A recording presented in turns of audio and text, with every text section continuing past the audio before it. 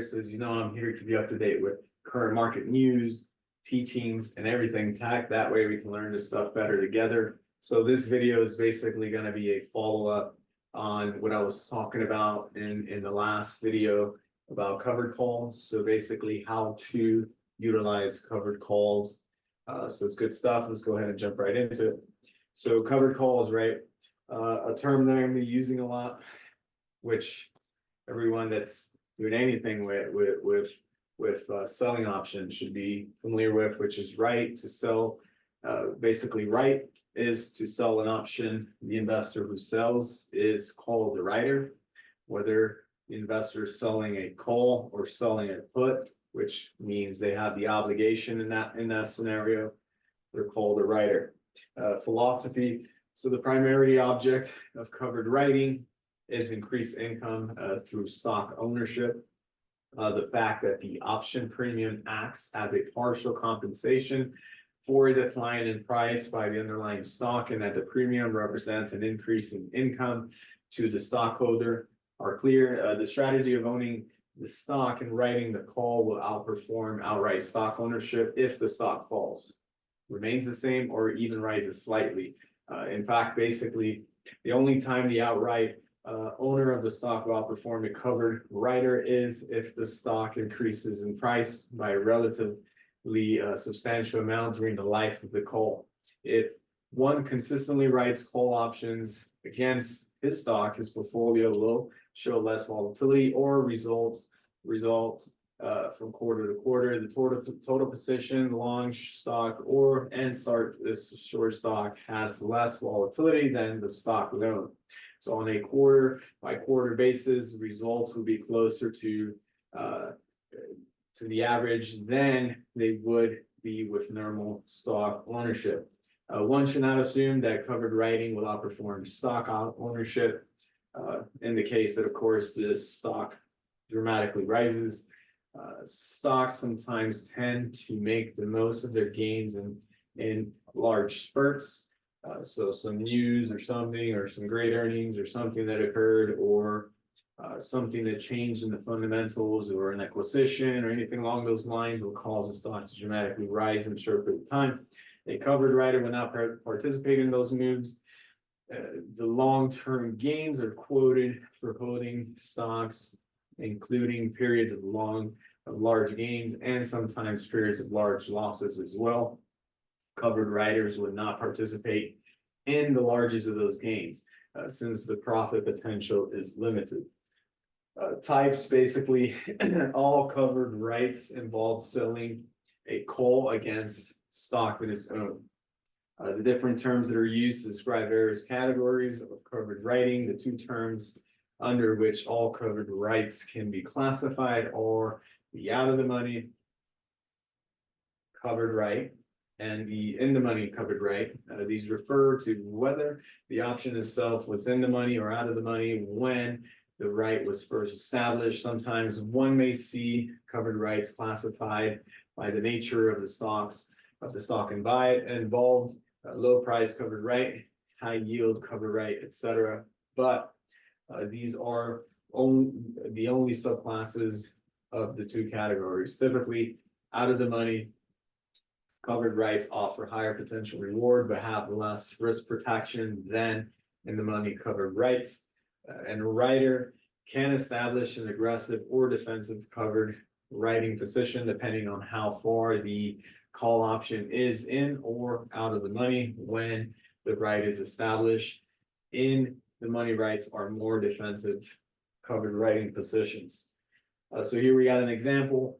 Let's say XYZ stock is selling at $45 and two options are being considered for writing, right? You got, on one hand, you got an XYZ July 40 selling for 8, and you have a July 50 selling for 1.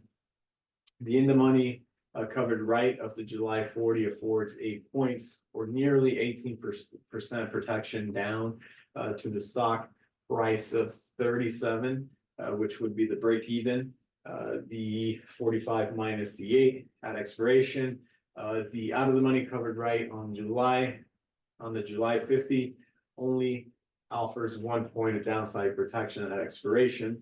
The in-the-money covered right offers greater downside protection than does the out-of-the-money covered right.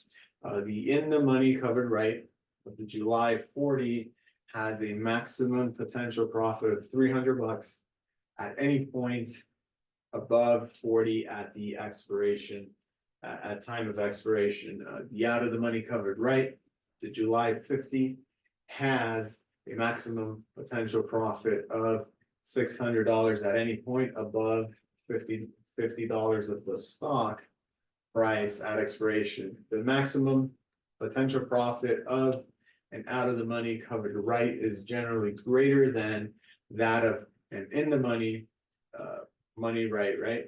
To make a comparison between the two covered rights, you must look at what happens when the stock is between 40 and 50 at expiration. The in the money right obtains its maximum profit anywhere within that range. Even a 5-point decline by the underlying stock at expiration of the contract would still leave the in the money writer with his maximum profit. A rise in price by the underlying stock. This gives an example of the conservative nature of the in the money right. You can construct a more aggressive position by writing an out of the money call. Your outlook for the underlying stock should be bullish in that case. If you are neutral or moderately bearish on the stock, and in the money covered right makes more sense. If bearish on the stock you own, you should sell the stock instead of establishing the covered right. Total return concept of covered writing. When writing an out of the money option, the overall position tends to reflect more of the results of the stock price movement and less the benefit of writing the call. So out of the money, writing out of the money calls tends to mimic the actual stock as if you purely own the stock. Since the premiums of an out of the money call is relatively small, the total position would be susceptible to loss if the stock declines, because you have less downside protection. It's more of an aggressive move, right? If the stock rises, the position would make money regardless of the result in the option at expiration. And in the money right is more of a total position, taking advantage of the benefit of a relatively large option premium. Because when you're writing, you receive the premium, you're credited the premium. If the stock declines, the position can still make a profit. And in the money right would also make money if the stock price rises, but the profit is not generally as great in percentage term as it is that of the out of the money right. Investors who believe in total return concept of covered writing considers both downside protection and maximum potential return as important factors and are willing to have the stock be called away.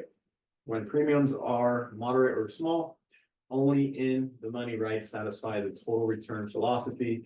Some covered writers prefer never to lose their stock through exercise, and as a result will often write options for out of the money to minimize the chances of being called by expiration, having their stock being called away. The writer received little downside protection, and to make money must depend entirely on the results of the stock itself, as it mimics the actual ownership of the stock.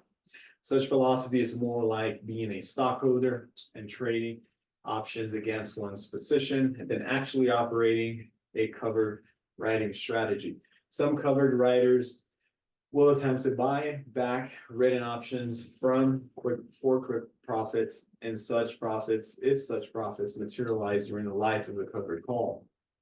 This also is stock ownership philosophy, not covered writing strategy. The total return concept represents the true strategy in covered writing, where the investor views the entire position as a single entity and is not concerned with the result of his stock ownership. Diversification technique. So you can actually diversify between selling covered call options, an alternative to obtaining diversification of both return and downside protection in a covered writing situation. So the writer may often do best by writing half of his position against in the money calls and half against out of the money calls on the same stock. This is especially attractive for stock whose out of the money calls do not appear to provide enough downside protection, and at the same time whose in the money calls do not provide enough return. By writing both options, the writer may be able to acquire the return and protection diversification, right?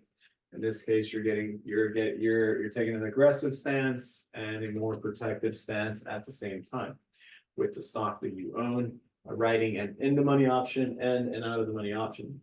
Follow-up action is generally taken by buying back the call that was originally written and then writing another call with a striking price and or expiration date in its place. Any adjustment of this sort is referred to as rolling action. When the underlying stock drops in price, one generally buys back the original call, presumably at a profit since the underlying stock has declined, and then sells a call with a lower striking price. This is known as rolling down, since the new option has a lower striking price. Action to take if the stock rises against your position, right? Which is a more pleasant situation for a covered writer to encounter is in which the underlying stock rises in price after the covered writing position has been established. There are generally several choices available. If this happens, the writer may decide to do nothing and let his stock be called away, making the return that he had hoped for when he established the position, or if the underlying stock rises fairly quickly, the written call comes to parity, the writer may either close the position early or roll the call up, which means roll it up to a higher strike.